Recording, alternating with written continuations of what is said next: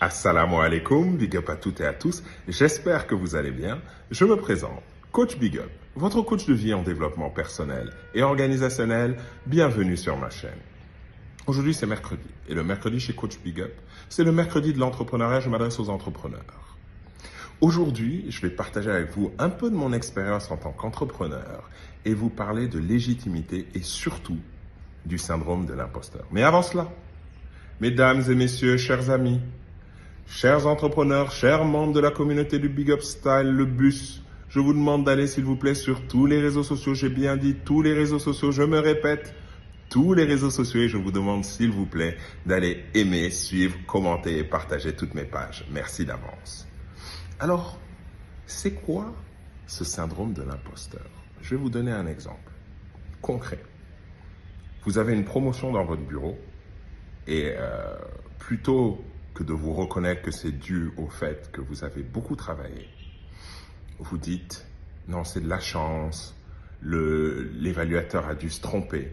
Ou même mieux en tant qu'entrepreneur, quand vous obtenez un contrat, etc., que vous réussissez quelque chose qui permet à votre entreprise de se développer, vous dites que non, c'est de la chance, c'est pas dû au fait de vos efforts, de votre formation, de vos capacités, de vos compétences.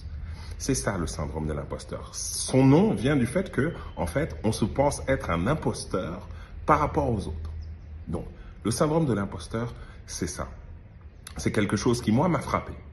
Et en fait, quand j'ai commencé mon coaching, un jour, je disais à ma sœur, tu vois, je suis pas si mauvais que ça dans mon domaine d'activité. Et ma sœur me dit, tiens, c'est bizarre, tu doutes de toi, et pourtant tu es bon, tu donnes de bons conseils, moi je le vois autour de toi, etc. Tiens, c'est bizarre. Et ça s'est pas reproduit qu'une fois. Moins d'une semaine plus tard, j'ai redit une phrase du même type. Et là, elle m'a dit, là, il y a un problème.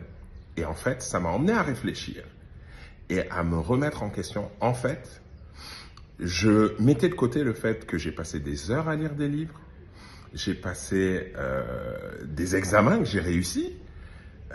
Ensuite, j'ai aidé des gens dont les résultats sont là pour exprimer les résultats de mon travail, en fait. C'est-à-dire, je les ai accompagnés et eux ont vu les résultats, eux me l'ont écrit et je regardais pas ça.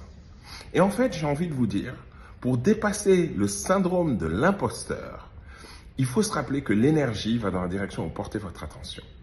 Et portez votre attention sur ce que vous faites de bien. N'oubliez pas, quand vous réussissez quelque chose, célébrez-le. Ce n'est pas forcément quelque chose d'énorme, mais célébrez-le. Moi, par exemple, quand je finis mon sport le matin, je lève toujours les bras au ciel.